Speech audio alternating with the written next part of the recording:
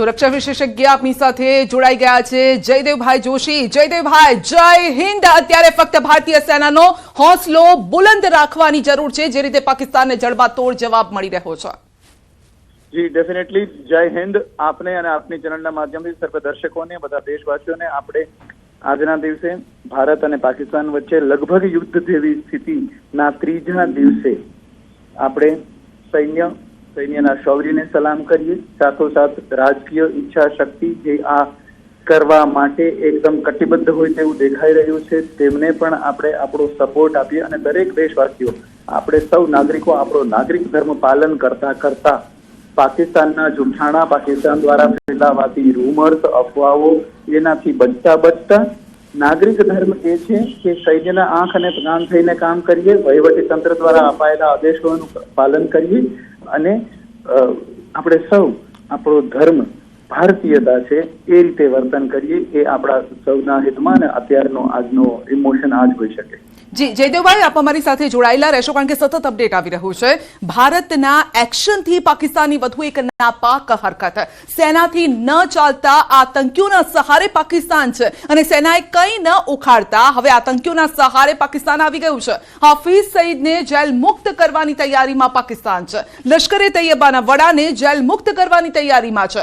આતંકી સંગઠનોને ખુલ્લી છૂટ આપવાની તૈયારીમાં આ પાકિસ્તાન છે, જે આપણને પહેલા જ અંદેશો હતો કે આ પાકિસ્તાન કંઈ કરી શકે તેમ નથી, તેની સેના કંઈ કરી શકે તેમ નથી અને માટે જ તેઓ કોના સહારે છે તો આતંકીઓના સહારે છે. અને આ જે ખબર અત્યારે આવી રહી છે એ તેની સાબિતી પણ છે. જયદેવભાઈ, ડેફિનેટલી ગઈકાલની રાત બહુ જ ઇવેન્ટફુલ રાત હતી અને ગઈકાલની રાત અને બનેલા ઇવેન્ટ્સને આપણે આપણા દર્શકો સુધી જો પહોંચાડવા હોઈએ તો આખી આ કહાનીને એમાં સમરાઇઝ કરી શકાય કે ગઈકાલે મોડી સાંજથી પાકિસ્તાને દુસ્સાહસ કરવાનું શરૂ કર્યું, જેમાં જમ્મુ કાશ્મીરથી નીચે બધા રાજ્યોને ટચ કરતા ગુજરાત રાજ્ય સુધી હવાઈ હુમલા, ડ્રોન્સ અથવા બીજી કોઈ મિસાઇલ અથવા બીજા કોઈ પ્રોજેક્ટાઇલ દ્વારા કરવામાં આવ્યા. આ દુસ્સાહસ એટલા માટે હતું કે આ હથિયાર ટાંચું હતું, મજબૂત નહોતું. ભારતની એર ડિફેન્સ સિસ્ટમ સામે અને ભારતના રિટર્ન વાર સામે ઉભું રહી શકે તેમ નહોતું. આ પહેલું. બીજું, ભારતે આનો બદલો આપતા ફરી પાછું એકવાર રિસ્ટ્રેન્ટ અને સંયમ દાખવતા નાગરિક વિસ્તારોને બદલે પાકિસ્તાનના લગભગ દરેક પ્રોમિનન્ટ મિલિટરી અને વહીવટી શાસકીય એવા બિલ્ડિંગ્સ કે જ્યાંથી પાકિસ્તાની સૈન્ય શાસનના સૂત્રો જોડાયેલા હતા ત્યાં જ એટેક માત્ર કર્યો. ત્રીજી વાત જે બહુ મોટી બની એ line of control, Jammu Kashmir વાળા વિસ્તારના કેટલાય નાગરિક વિસ્તારોમાં પણ માનવતાને એટેક કરતા પાકિસ્તાને હુમલા કર્યા છે. તેનો જવાબ પણ આપણે દીધો છે. બટ ગઈકાલની રાત પાકિસ્તાનના ટાંચા અને ટૂંકા હથિયારોની સામે ભારતીય સૈન્યના પ્રબળ રિસ્પોન્સની કહાની કહી ગઈ. આપણે રોકી રહી છું, પરંતુ જે રીતે આતંકવાદીઓને જેલ મુક્ત કરીને તે કઈ લડાઈ લડશે, કેવી લડાઈ લડશે, આ એક સવાલ નથી થતો? જી ચોક્કસપણે આ સવાલ આપણને થઈ શકે, કોઈ પણ એવા દેશના નાગરિકને આ સવાલ થઈ શકે જ્યાં ચૂંટાયેલી સરકાર હોય અને સૈન્ય જે છે એ સરકારનું કામ કરતું હોય. પણ આ પાકિસ્તાન છે, અહીંયા એક તેજાબી કોકટેલ છે સંધ્યાજી. એ તેજાબી કોકટેલ જે છે એ છે ત્યાંના કેટલાક મતાંધ રેડિકલાઇઝડ લોકોનું, જે યુવાનોને બ્રેઇન વોશ કરે છે અને કહેવાતા ધર્માંધ એવા ગુરુઓ બનીને બેઠા છે. બીજું છે ત્યાંનું ISI, ત્યાંનું ગુપ્તચર તંત્ર, ત્યાંનું જે તોફાની ષડયંત્રકારી સંસ્થા અને ત્રીજું છે આર્મી. આ ત્રણેય લોકો અલગ અલગ સમયે અલગ અલગ રોલ અદા કરતા હોય છે. સૈન્ય જયારે જમીન ઉપર આવે ત્યારે માત્ર ડંફાસ મારતું હોય તેવું સ્પષ્ટ થઈ જાય છે. આગળ વાત કરી શકાય સંધ્યા ઉપર.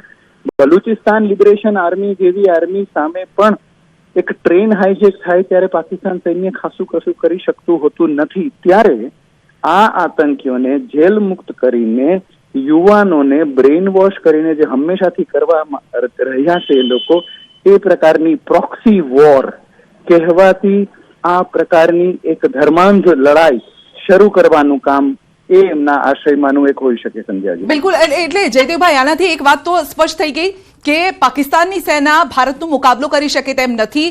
ત્યાંની જે સરકાર છે સ્ટ્રેટેજિકલી મૂવમેન્ટ જે થવી જોઈએ એ એટલે કે એક હોય ને ઈચ્છા શક્તિ હોય, વિચાર શક્તિના આધારે, કૂટનીતિના આધારે, રણનીતિના આધારે પણ જો કોઈની સામે લડવાનું હોય તો એ લડી શકે તેમ નથી. એ વાત અહીંયા સાબિત થઈ ગઈ. અને ફરી એક વખત તેઓએ આતંકનો સહારો લેવો પડ્યો છે. આતંક સિવાય તેમની પાસે કોઈ ઉપાય જ નથી. યસ, ડેફિનેટલી નહીં, પણ થોડો ઉપાય છે સંધ્યાજી. આપણે એમ કહીએ તો ને આ અત્યારે જે આખા ભારતમાં ગૌરવનું અને ગર્વનું અને વિજયનું માહોલ છે, તો આપણે જરા હળવી એ વાત પણ કરીએ. પણ એકદમ સાચી વાત છે, હળવાશમાં કહીએ છીએ. અને એ છે કે તેમની પાસે આંસુઓનો સહારો છે સંધ્યાજી. તેમની પાસે વિક્ટિમ કાર્ડ પ્લે કરવાનો સહારો છે.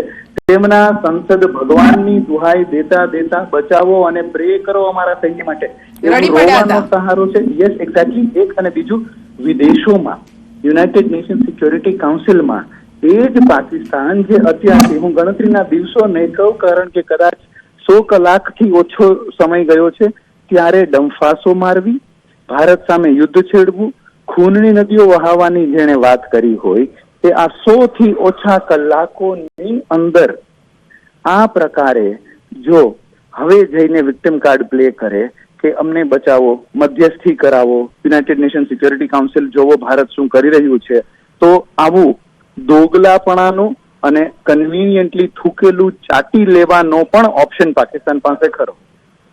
પરંતુ યુએસ થી જે સ્ટેટમેન્ટ આવ્યું છે કે અમે પાકિસ્તાનને મદદ નહીં કરીએ, શું આ સ્ટેટમેન્ટને આપણે કઈ રીતે લઈ શકીએ? કારણ કે આપના જે અનુભવો છે ભૂતકાળમાં, જો આ પ્રકારના જે યુએસ તરફથી કોઈ પણ પ્રકારના સ્ટેટમેન્ટ આવતા હોય છે કોઈ દેશ પ્રત્યે, અને ખાસ કરીને આતંકવાદ મુદ્દે, તો અમેરિકા પણ કહી રહ્યું છે કે અમે પાકિસ્તાનને મદદ નહીં કરીએ, અમે ભારત સાથે છીએ. આને કઈ રીતે લેવું જોઈએ?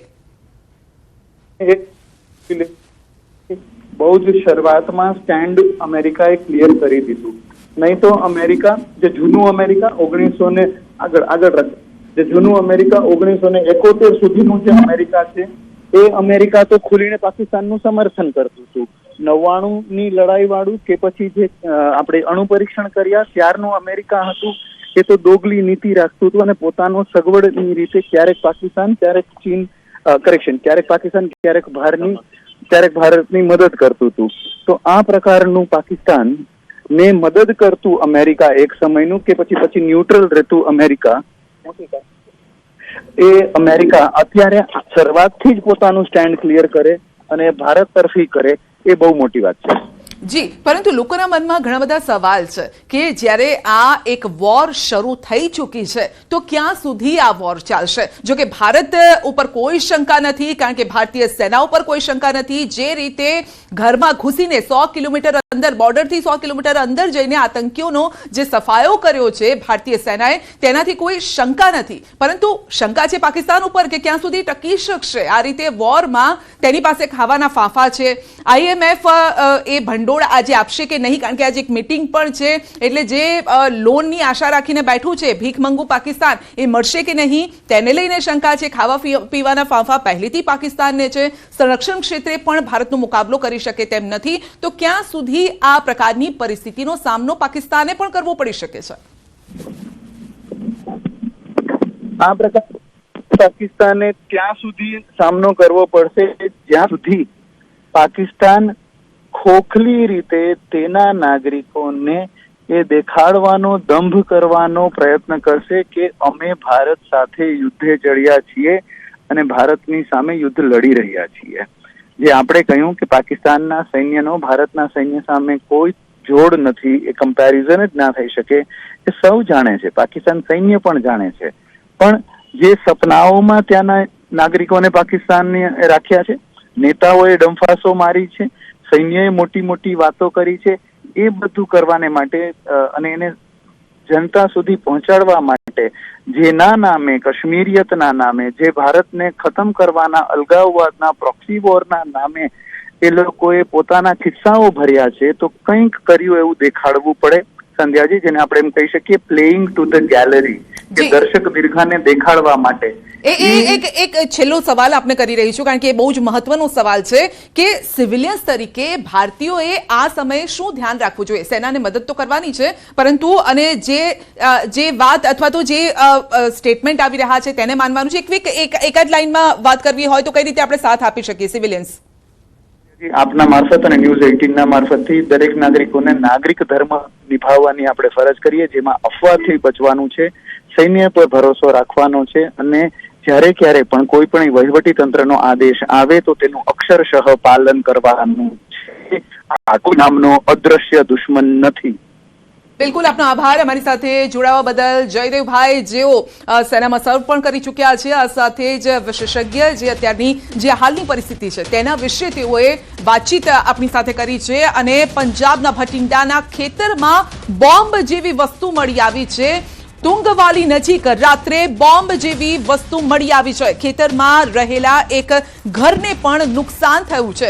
શેડ તૂટી ગયો અને જમીનમાં મોટો ખાડો પડી ગયો છે. અને સાબિતી છે કે પાકિસ્તાન તરફથી જે રીતે આ રીતે બોમ્બ ગોળો કરવામાં આવી રહ્યો છે, ખેતરમાંથી મળી આવી છે આ વસ્તુ, બોમ્બ જેવી આ વસ્તુ છે જે તૂટી ગયેલી છે. અને તૂટેલી વસ્તુ પણ એ સાબિતી આપી રહી છે કે ભારતીય સેનાએ કઈ રીતે તેનો જવાબ આપ્યો છે. એટલે કે એ વ્યક્તિ ઉપર પડે અથવા તો વ્યક્તિને નુકસાન પહોંચાડે, ભારતના કોઈ નાગરિકને નુકસાન પહોંચાડે, એ પહેલા જ તેને તોડી પાડવામાં આવ્યું છે. અને આ એક્સક્લુઝિવ આ દ્રશ્યો આપ જોઈ શકો છો. ભટિંડાથી આ દ્રશ્યો આવી રહ્યા છે. ખેતરમાં આ બોમ્બ જેવી મોટી, જાણે કે બોમ્બ જેવી આ વસ્તુ છે જે તૂટેલી વસ્તુ છે. એક ઘરને જરૂર થોડું નુકસાન પહોંચ્યું છે, પરંતુ ખેતરમાં આ બોમ્બ પડ્યો હતો.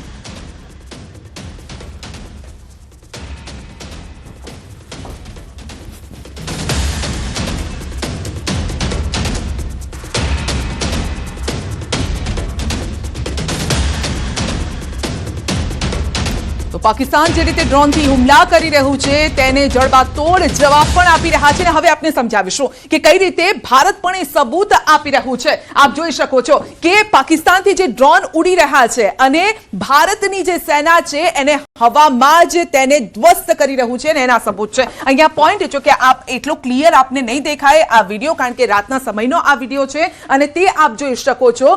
ફરીથી એ વિડીયો હું આપને બતાવીશ અને આપને સમજાવવાનો પ્રયત્ન કરીશ કે કઈ રીતે પાકિસ્તાન તરફથી હવામાં જ એ ડ્રોન ઉડાડવામાં આવ્યું. ને ત્યારબાદ અહીંયા જ આ જોઈ શકો છો, આ ડ્રોન આવ્યું અને ભારતીય સેના તરફથી પણ જે કાર્યવાહી કરવામાં આવી અને ત્યાં જ તેને તોડી પડાયું છે. આ ઝાંખો આપને આ વિડીયો દેખાશે, કોઈક બ્લેક કલરની એક વસ્તુ આપને દેખાશે. આપ જોઈ શકો છો અહીંયાથી આ ગોળો આવી રહ્યો છે, એ ડ્રોન છે અને તેને હવામાં જ નાબૂદ કરી દેવામાં આવ્યું છે. એટલે આ વસ્તુ અહીંયા સાબિત થઈ રહી છે કે ભારતીય સેના કેટલી ચાકચોબંધ છે. એ રાતના અંધારામાં પણ પાકિસ્તાન તરફથી જે ડ્રોન હુમલા થઈ રહ્યા છે તેને તે હવામાં જ આ ધ્વસ્ત કરી રહી છે. જોઈ શકો છો આ ફરી એક વખત એ દ્રશ્યો અમે આપને બતાવીશું. સતત એટલા માટે અમે બતાવી રહ્યા છે કે પાકિસ્તાન હંમેશા આપણી પાસેથી સબૂત માંગે છે. અરે ભાઈ, તું કોણ છે સબૂત માંગનાર? અમે બધા સબૂત અમારી પાસે રાખ્યા છે. હવે અમે તને એ રડવાનો, મગરમચ્છના આંસુ વહેવડાવવાનો અમે મોકો નહીં આપ્યા. જોઈ લે, પાકિસ્તાને પણ જોવું જોઈએ કે એના ડ્રોન કઈ રીતે ઉડી રહ્યા છે અને ભારત તરફથી કઈ રીતે આ કાર્યવાહી થઈ રહી છે. આ ડ્રોન અને ધ્વસ્ત થઈ ગયું, એકદમ આ બ્લાસ્ટ થઈ જાય છે ને ત્યારબાદ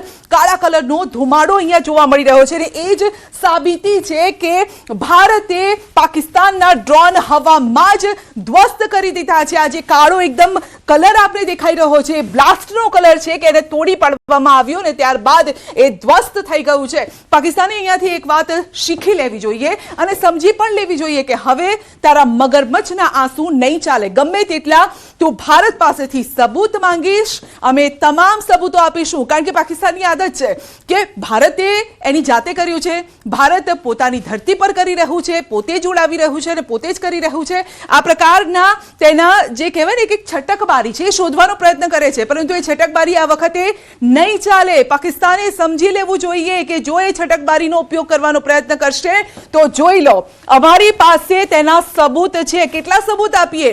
આતંકીઓના અડ્ડાને ધ્વસ્ત કર્યા, એક સબૂત આપ્યો છે. જે 9 સ્પોટ પર એ હુમલો કરવામાં આવ્યો જવાબી કાર્યવાહીમાં, કારણ કે આતંકવાદને તો તમે પોષી રહ્યા છો, જે આતંકવાદને તમે પોષી રહ્યા છો એ અડ્ડાઓ અમે ધ્વસ્ત કર્યા અને એના એક એક સબૂત અમે આપ્યા.